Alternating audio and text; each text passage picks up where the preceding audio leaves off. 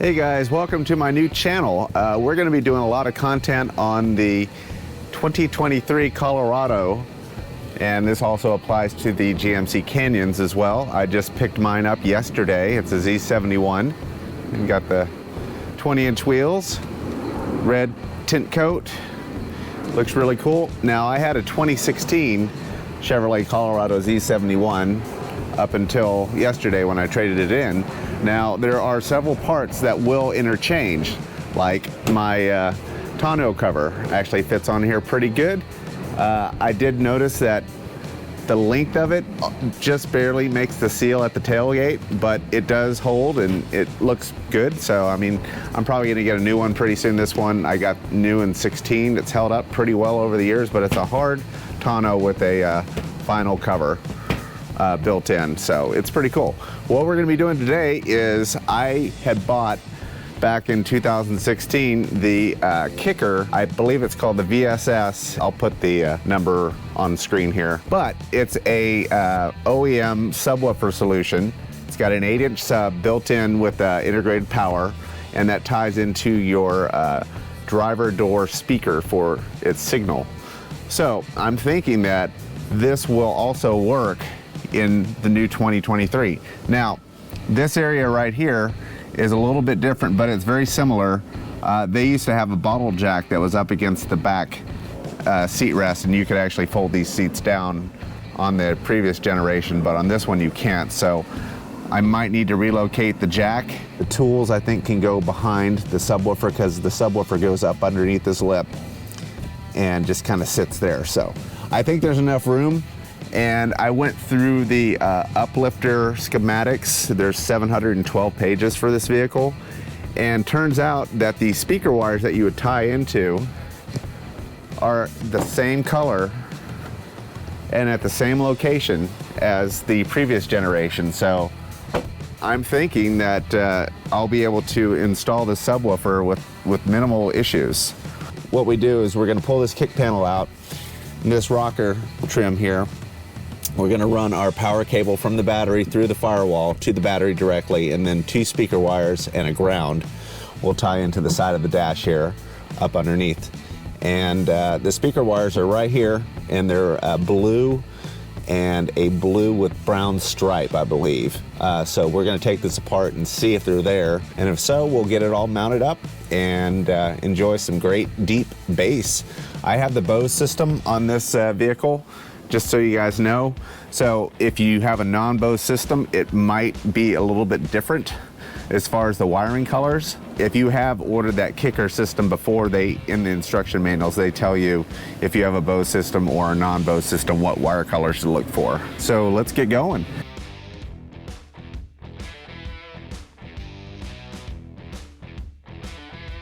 Okay, so there is a harness. There's a couple of harnesses here. There's this big one that goes to a gray connector, and then another one that goes to a black connector with a gray release. There are 3 little strain relief ports. I just pulled those out. And the wire that we're interested in is the one that goes up into the door cavity. Might be a little hard to see right there. And this is the one we're gonna carefully cut the jacket back and look for our blue, and blue with brown stripes. So I'm gonna take some scissors and carefully cut this back so I can gain access to the wires, and we'll see where that takes us. I have removed the door panel, which was actually pretty simple. We got 2 screws here, and then a screw there and a screw there, and then the rest are just body clips, and they just pop off. So there is our Bose speaker right there. So I'm just going to reference the wires here and see what the colors are, and we'll go from there. Okay, so here's what we got. This is the Bose system. It is a light blue and black wire. So I'm going to locate those in the kick panel right here and do another signal test. Actually, I'll probably just put a meter on this and find it. I have solved the mystery, so I've gone super deep. My truck's not even 24 hours old. So I removed the door harness and trace the wires back. So it changes color. So at the speaker, it's a light blue and black. When it gets to the harness, it changes to dark blue and this kind of purple with the stripe, brown stripe on it right here. It's these two top connectors, and they actually go here. There is a bundle in that harness that is wrapped in almost like electrical tape. That'll make it really easy to identify the speaker wires. So those are it right there, so mystery solved. So I'm gonna go ahead and hook up my pigtail adapter to that and see if we get signal, which I'm pretty sure we will.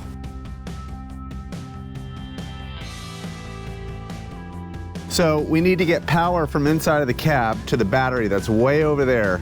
Battery used to be over here, which made it a lot easier. So there is a big access grommet. Let me see if I can get the camera down in there. There's a big access grommet right there that easily pushes out. You can pull it out from the inside, and that is where I'm running the wire.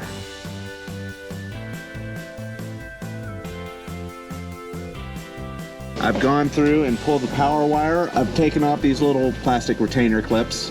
There are two pieces. The top lifts up, and then once that's halfway up, you can pull the whole piece out. So there's a lot of room behind this cowl. There's a flat metal piece that runs the length, and the wire just tucks in right behind it. So I've got the power wire coming in from the firewall pass-through, going all the way around that cowling area, and then it's popping out over here. There's a little bit of relief, so the wire isn't really rubbing on anything. So I'm going to get some protective tubing in case this whole thing, and then it's going to go to the main battery input on this terminal block here. But what I'm going to do, instead of taking this off and maybe screwing up some electronics, I'm just going to add another nut to the top of it. So it's just going to sit like that. So it's minimally evasive. I can easily remove it. So now that we've got the battery cable ran, I have the fuse removed out of the inline fuse. This is our connector for the battery, and this is our connector for our speakers. So the other end of the wire loom for the kit has a ground, which we'll have to find a ground, our speaker wire connector, and our power connector. So we'll go ahead and connect those up.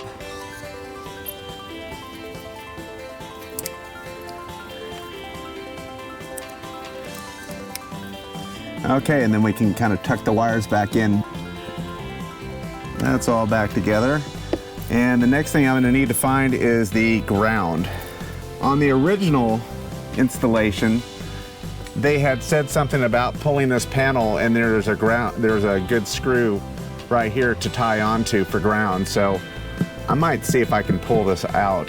The old one just came right out, so it wasn't too bad. So I'm going to see if this pops out. So maybe there's a similar screw. Well, that was super easy. It just popped right off. It has these just quick disconnect clips. I just pulled from the bottom side and just went like that, and it came right off. So yeah, there's a great grounding point right there. So I'll probably tie in right there. You also have another grounding point right here you could use. So this location point works perfectly if you have the original kit. Also, it's a good ground for any kind of aftermarket stuff as well. So now that these harnesses are in place, we will run them underneath the door sill here, and we'll pull this back up and run it to the back. Pull these up right here, and then we'll run our wire back up through here, and we're going to remove this. So to remove these, there are 7 of these guys, and then there's one right here, and then another one on the other side. And then this whole thing should come out.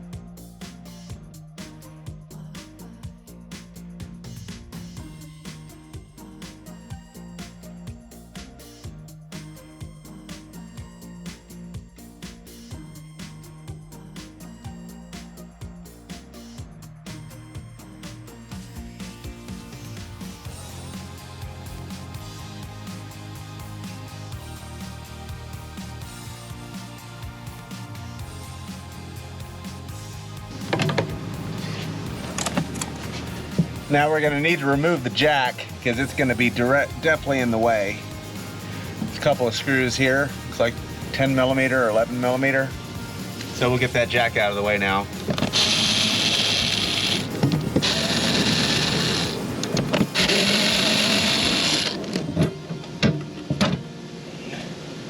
Okay, now that jack is out, I can see there might be a problem with this screw hitting the bottom of the subwoofer. So I'm gonna bring the subwoofer in. We're gonna do a test fitting and see what's going on with these 3 screws. Well, it's gonna be close.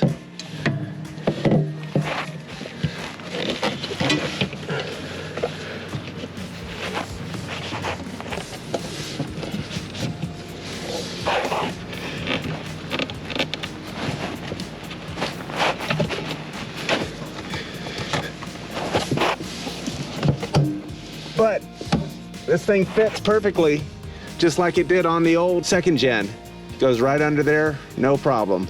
So once we get the wiring back here behind the driver's seat, you can just pull up on this carpet and come over here and pass the wires through, like so. And now you've got the harness back here to the back. Good news, bad news, the subwoofer fits perfectly underneath the bar, but this right here hits the back of the speaker and allows this trim piece not to set flat. And also right here is another issue. So I know some of you might cringe, but I'm gonna cut along this end and right here to give it some more room so this thing can set flush on here. I could always get another one of these if I take this out and don't want to do this anymore. This can't be too terribly expensive. So anyways, I'm gonna start cutting right here and right there, and this thing should just drop right in.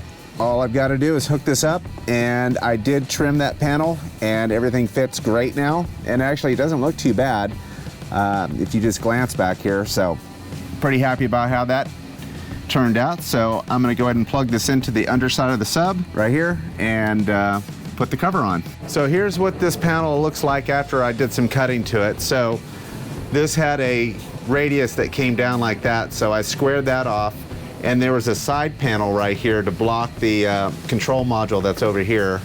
So I had to cut that and just made this a straight line, took out the radius, and then here had the biggest change. There was a lip that came up about a 1/2 inch. You can see where the lip was right there. So I had to cut that straight all the way across. And now this thing fits like a champ, and the subwoofer butts right up to all this stuff, so you don't really even see the edges. I know this isn't the greatest cut job, but it's all right. Up here, I did really nice straight cuts. But anyways, this is ready to go back in.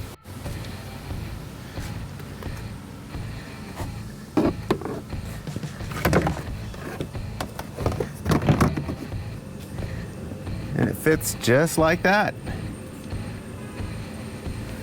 And this actually tucks up underneath, just like so.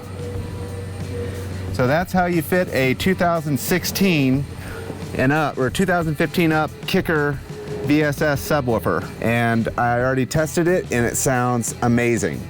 So if you like that, I'm going to be doing some more videos on my YouTube channel. This is a new channel for me. If you want to subscribe, definitely click the subscribe and hit the notification bell for future updates. Until then, we'll talk to you soon.